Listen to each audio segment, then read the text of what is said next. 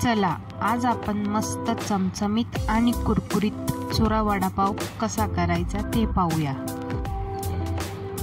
या ठिकाणी मी साधारण 7 ते 8 बटाटे उकडून घेतले आहे। त्याचे साल काढून घेऊया आपण।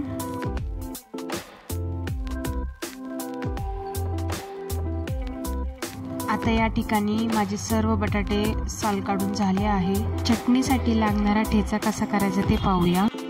7 ते 8 लसूणच्या पाकळ्या, 2 ते 3 तुकडे आलं, 10 ते 12 मिरच्या, त्यानंतर ठेचा तयार करून झालेला आहे। या ठिकाणी आपलं वाटण तयार आहे।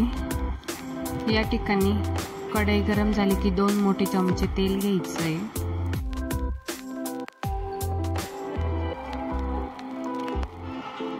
तेल कडक तापल्यावर त्यात मोहरी टाकून घ्यायची।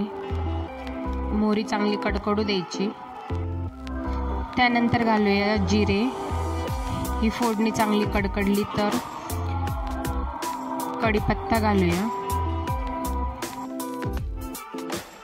या ठिकाणी कढीपत्ता छान कडकडला आहे। आता आपण कांदा घालूया। या इथे मी 2 मोठे कांदे बारीक चिरून घेतले। त्यात मिठामुळे कांदा लवकर मऊ पडतो। कांद्याला हलका गुलाबी रंग येऊस्तर परतवावे।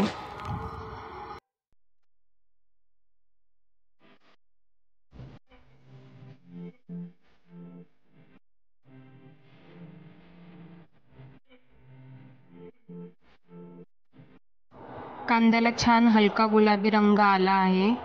त्यानंतर मी ठेचा आणि हळद घातली। आता मंद गॅसवर छान असे परतून घ्यायचे।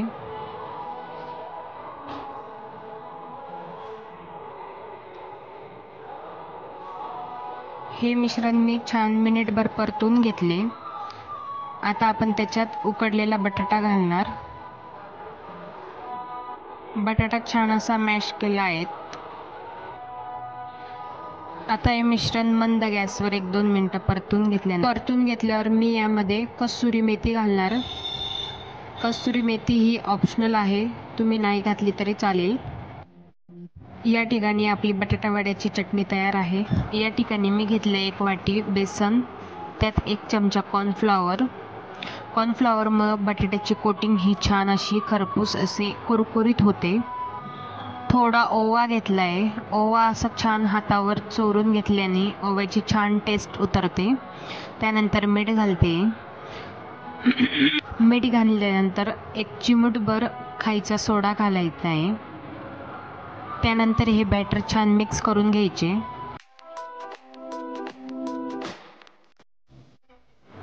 मिक्स केल्यानंतर आपण यात थोडे पाणी घालून बॅटर तयार करायचे।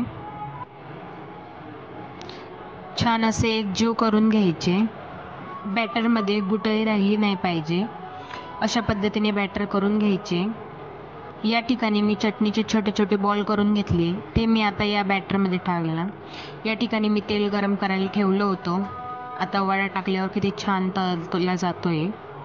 अशा पद्धतीने आपण वडा तळून घेऊया। आता तुम्ही बघू शकता वड्याला किती छान लालसर कलर आलेला आहे।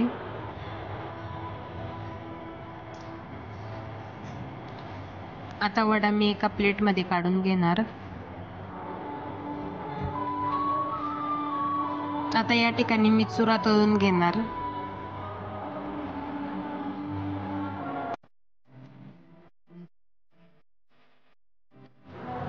चुरा छान असा कुरकुरीत होईपर्यंत आपल्याला तळायचा आहे।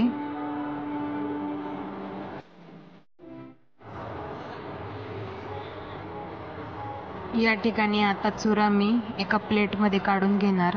तुम्ही बघू शकता किती छान असा सोनेरी रंग आला आहे। यानंतर आता आपण सर्व कसं करायचे ते बघूया। या ठिकाणी मी वडापावचा पाव घेतला आहे। त्यावर आपण वडा ठेवून घेऊया। त्यानंतर आपण त्याच्यावर चुरा घालूया। चुरा घातल्यानंतर सिंपल आणि साधा आपल्या या ठिकाणी वडा तयार आहे।